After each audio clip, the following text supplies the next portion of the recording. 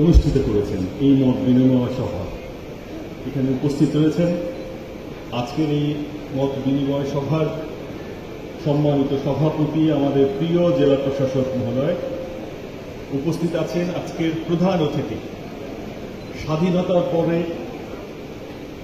40 জনের মন্ত্রী পরিষদে যে সবচেয়ে গুরুত্বপূর্ণ মন্ত্রীটি হয় সেটি এবার ময়মনসিংহ।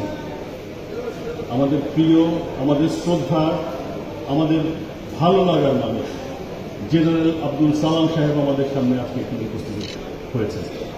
এখানে উপস্থিত আছেন বিভিন্ন আসন থেকে নির্বাচিত জাতীয় সংসদ সদস্যবৃন্দ, উপস্থিত আছেন উপজেলা পরিষদের সম্মানিত চেয়ারম্যানবৃন্দ, মেয়রবৃন্দ, বিভিন্ন জেলা প্রশাসনের বিভিন্ন পর্যায়ের সম্মানিত কর্মকর্তাবৃন্দ, আমাদের জেলা পুলিশের আরেকজন প্রিয় মানুষ আমাদের এসপি মহোদয়, উনি আমাদের সাথে উপস্থিত আছেন আজকে এখানে যারা আমাদের কথা শুনতে এসেছেন, আমাদের সাথে মত বিনিময় করতে এসেছেন আমাদের মন্ত্রী মহোদয়ের সাথে, সবাইকে হালুয়াঘাট এবং ধুবাউড়ার হতভাগ্য মানুষের পক্ষ থেকে শুভেচ্ছা জানাচ্ছি। হতভাগ্য বলতে চাইছি এই জন্যই, গত 30 বছরে হালুয়াঘাট আর ধুবাউড়া দুইটি উপজেলা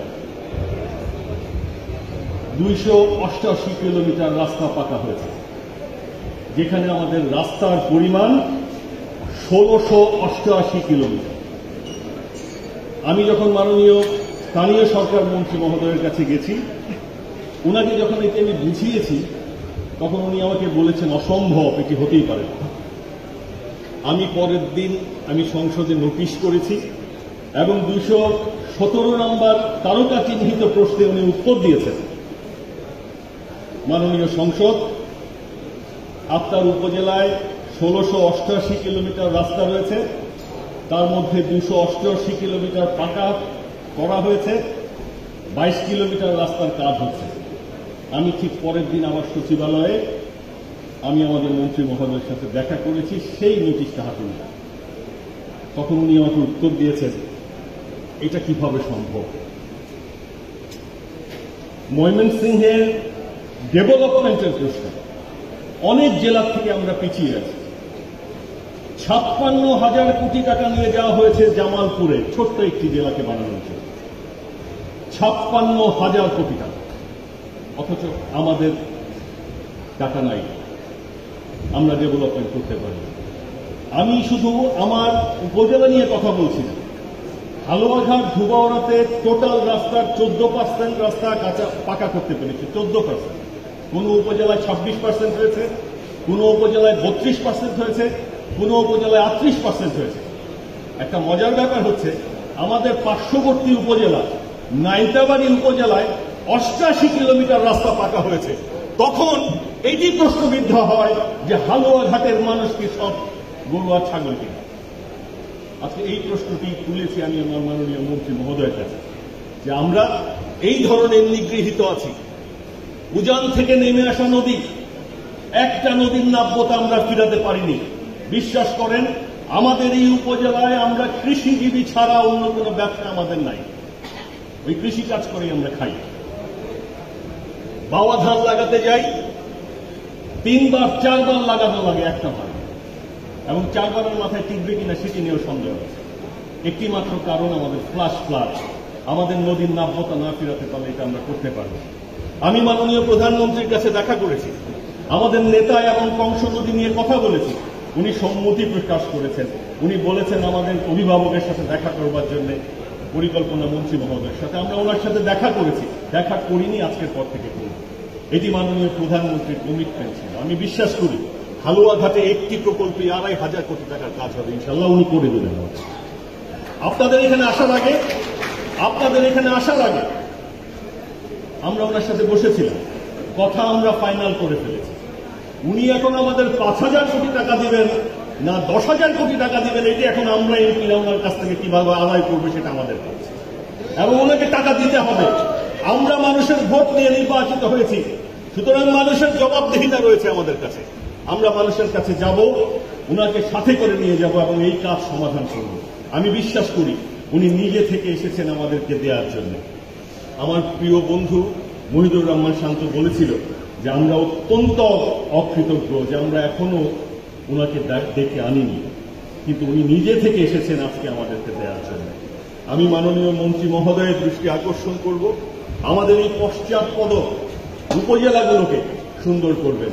গত 30 বছরে ময়মনসিংহ থেকে ঢাকার 4 লাইনের রাস্তা আর আমাদের ব্রহ্মপুত্র নদীর দ্বিতীয় বৃষ্টি ছাড়া ময়মনসিংহে কোনো বৃহত্তর উন্নয়ন নাই, 30 বছরে নাই। সুতরাং আপনি সেনাপতি হিসেবে, আপনি পরিকল্পনা মন্ত্রী হিসেবে আজকে সকল দায়িত্ব আপনার উপরে। ময়মনসিংহকে কি করে আপনি গুছিয়ে দিবেন সেই দায়িত্ব এখন আপনার কাছে। আমি শুধু আমার উপজেলা নিয়ে বলছি না, আমার এই স্মৃতি বিজড়িত শহর, আমার এই প্রিয় শহর 2 তরুণ নেতৃত্বের কাছে আজকে আপনারা তুলে দিয়েছেন। আমার প্রিয় বন্ধু, একসাথে দীর্ঘ সময় পার করেছি স্কুল কলেজে, মহিদুর রহমান শান্ত আপনাদের এমপি বানিয়েছেন। আমার প্রিয় মামা ইকরামুল হক চিতু আপনাদের মেয়র, দুজন স্মার্ট নেতৃত্ব, তারা জানে কি করে কাজ করতে হয়।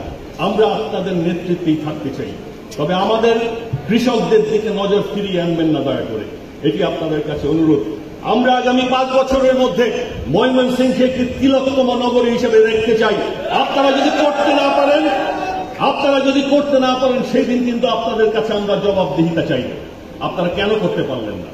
আজকে যার সাথে বসে আছেন, বাংলাদেশের সবটুকু ক্ষমতা আজকে তার হাতে দেওয়া আছে। তার কাছ থেকে কি করে আদায় করে আনবেন সেটি আপনাদের বিষয়। কিন্তু আমাদের এই প্রিয় শহরটিকে আমরা সুন্দর দেখতে চাই। আমরা যানজটের শহর দেখতে চাই না, আমরা একটি পরিষ্কার পরিচ্ছন্ন গ্রিন সিটি হিসেবে ময়মনসিংহকে দেখতে চাই, আমাদের এই ভালোবাসার নাগরিকে। শান্ত বলে গেছে, আমার সংসদের প্রথম বক্তৃতাটা ছিল, এটা হচ্ছে আমার কৃতজ্ঞতা প্রকাশ। আনন্দমোহন কলেজ থেকে বের হয়েছে আমরা 7 জন এমপি। দ্বাদশ জাতীয় সংসদে 7টা এমপি রয়েছে যারা আনন্দমোহন কলেজের ছাত্রলীগ করে আজকে জাতীয় সংসদে বসেছে। প্রথম বক্তৃতা ছিল, আমি শান্তর সাথে, আমার প্রিয় বন্ধু মহিদুর রহমান শান্তর সাথে আবারও গলা মিলাচ্ছি, আনন্দমোহনকে পূর্ণাঙ্গ বিশ্ববিদ্যালয় চাই। এই ঐতিহ্যকে আমরা ধারণ করতে চাই। আমাদের পিতা থেকে শুরু করে আমাদের পূর্বপুরুষরা এই বিদ্যাপীঠ থেকে পড়াশোনা করেছে। সবার প্রতি কৃতজ্ঞতা রেখে অনেকক্ষণ বক্তৃতা হয়েছে, আপনারা কষ্টের মধ্যে আছেন, আপনাদেরকে ধন্যবাদ জানাচ্ছি। আর ময়মনসিংহের মানুষ যারা রয়েছেন এই শহরতলির, আমার 2 নেতাকে উৎসাহিত করবেন। তারা এগিয়ে গেলেই ইঞ্জিন কিন্তু তারাই, রেলগাড়ির ইঞ্জিন কিন্তু তারা যেদিকে আমাদেরকে নিবে আমরা কিন্তু সেদিকেই যাব। সবাই সুস্থ থাকবেন, ভালো থাকবেন। জেলা প্রশাসনের কাছে আবারও কৃতজ্ঞতা প্রকাশ করে হালুয়াঘাট আর ধুমাওড়ার হতভাগ্য মানুষের পক্ষে আবারও আপনাদেরকে শুভেচ্ছা জানিয়ে আমি আমার সংক্ষিপ্ত বক্তব্য এখানে শেষ করছি। জয় বাংলা, জয় বঙ্গবন্ধু। ধন্যবাদ। সদস্য ময়মনসিংহের জনাব মাহমুদ হক।